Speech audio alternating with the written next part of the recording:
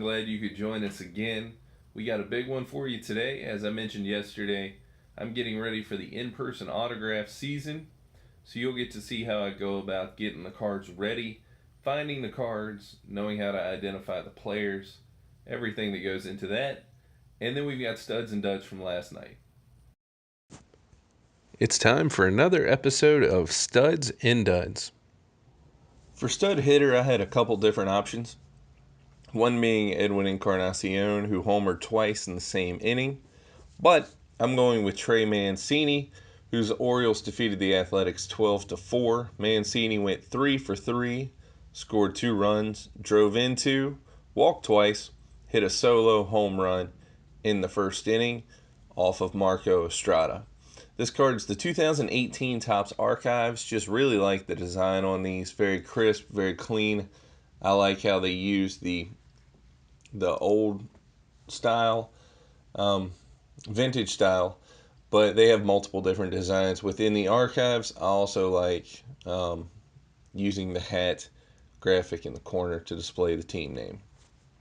As far as dud hitter goes, had a lot of different options on this one. A couple honorable mentions go to Greg Bird and Travis Shaw, who both went 0 for 4 with 4 strikeouts.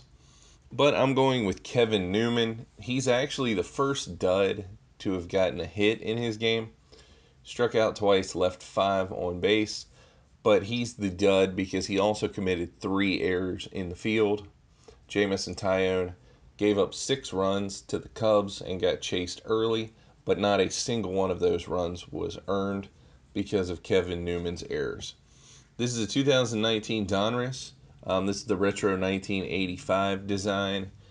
It's a clean design. There's not a whole lot of color to it. I'm not a tremendous fan of it, but hopefully I can get some of these autographed this year. It does look like a nice card to get autographed the way it has the black border.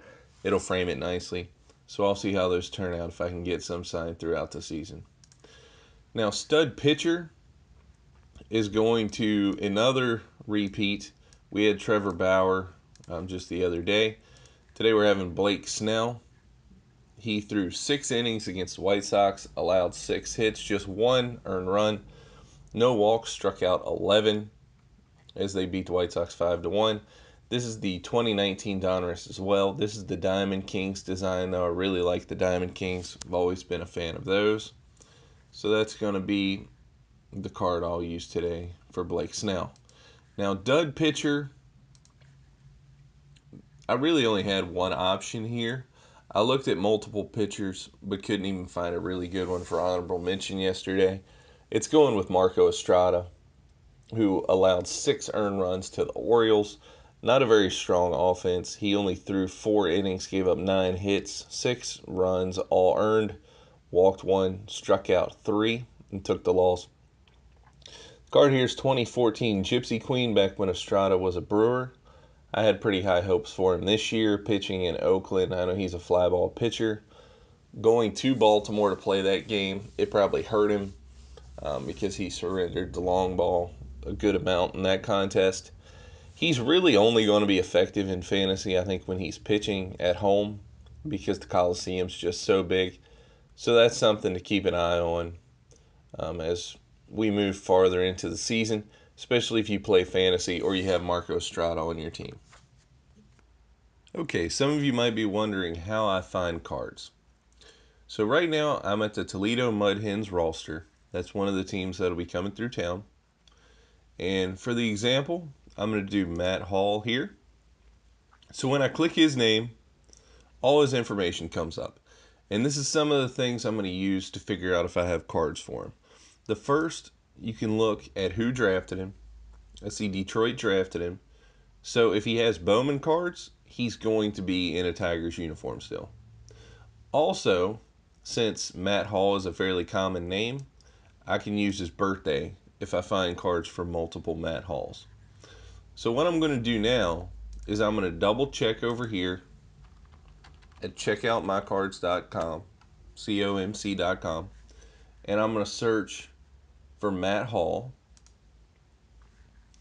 And this way I can find the sets that he's been in, so I know what to look for. I know he's been in Pro Debut, Heritage Minor Leagues. He has been in Bowman. And I don't believe he has any Major League cards yet. Okay, so now this is where my spreadsheet comes in. I have a spreadsheet that has every card that I own in it. So I can Control F and search for Matt Hall. And you can see there's one right here. I have a 2018 Heritage Minors of him. That's the only one in the spreadsheet.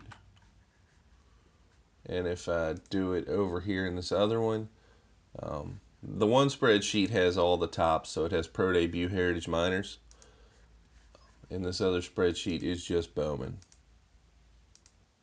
And there's Matt Hall there. 2015 Bowman Draft. So I have two cards for him. I have a Heritage Minor and a Heritage Bowman Draft. Or not a Heritage Bowman Draft, just a Bowman Draft. Now they're going to have guys too that have played in the minor leagues or have played in the major leagues. So I'm going to use Pete Kozma as an example here. He was drafted by St. Louis, so I could potentially have some Bowmans for him. But this is when I want to scroll down and look at his career and see he played for St. Louis.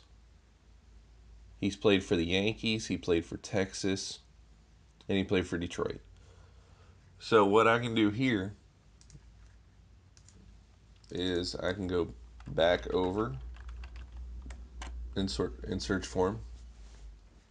But one thing I'll do a lot with these guys is instead of using this sheet, I'll actually go to baseballreference.com, and that's baseball-reference.com. I'll include the links to all these pages in the description.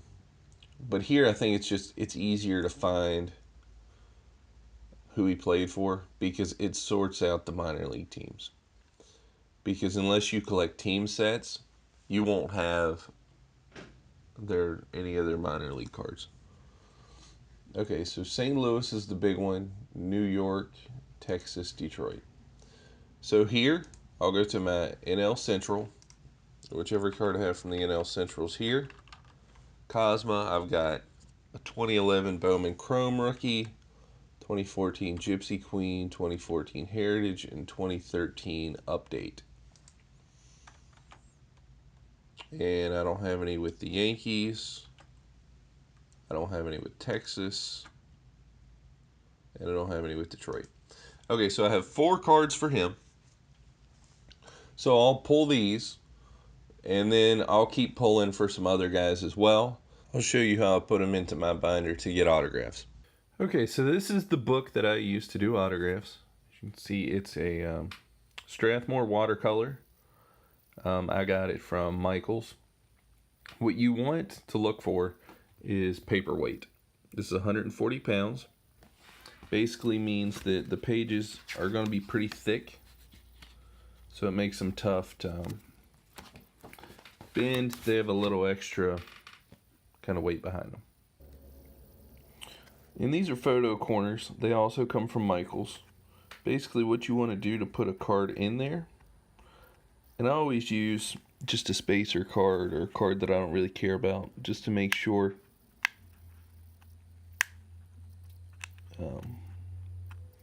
because when these are brand new, they don't fold up very well.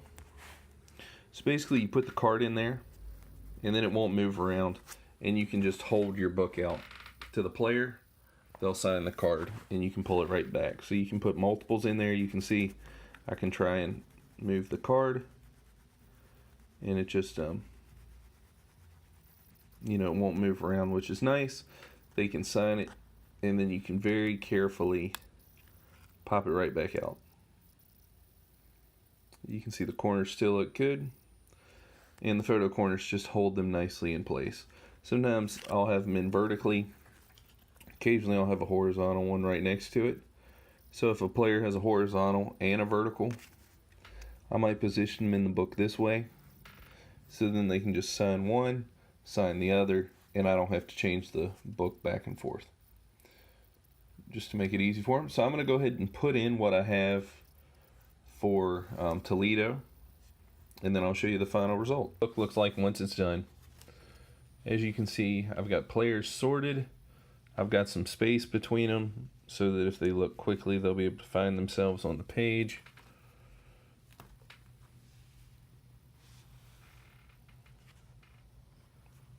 I try, like for example, I have multiple chance Cisco's, but from the past, I know he signs like one at a time. So I'll max out showing him two, and I make sure they're not the same card. That's one thing about the hobby, guys, is if you know a guy's only going to sign a couple cards, don't fill up this entire page with 9 cards and then expect them to sign all 9 of them. Because if you do that and then they sign one or something and that's it, well, you automatically look like someone who's just a card dealer. That you're going to get them and then sell the rest online or do something like that. So definitely do not go that route. I don't know how Brandon Dixon is. That's why I put all of those are the same, because he may sign them, he might not. So now let's show you how I identify the players. Okay, so this is how I ID the players. This is a headshot sheet from last season. I haven't made the ones for this year yet for Toledo. But basically what I do is the players that I have cards for go at the top, because those are the ones I'm specifically looking for. I have their jersey number, so if I go to the game, I know what number they wear. For post-game reasons, I have height and weight. So when somebody's leaving the clubhouse, they're in street clothes again, I can easily tell, for example, the difference between Paul Fry and DJ Snelton, because Fry is 6 foot, Snelton is 6'6". In the face they might look similar if I see them in street clothes, so then I can refer to their heights. I specifically mark the guys in yellow if they're not currently with the team. So at this point in last season, Gil Martin was up, Fry was up. I think Michael Kelly was in AA. So then I'll mark guys that way. I literally have everyone on there. Joel Polanco was the bullpen catcher. So he was with the team, but he didn't have any cards. Mainly if there's a player or someone that looks like a player that I think will be coming out of the clubhouse, I want to make sure they're accounted for. So then, if I'm looking for DJ Stewart and I see some other players come out, I can very quickly know that they're not DJ Stewart. So everyone can do it a different way. I know some people that just have a regular roster sheet. This, it's a Google spreadsheet, so I can actually have the app on my phone. But eventually you just get to recognize the players too. But especially early in the season, this is a big help just to study a little bit before you head out to the stadium.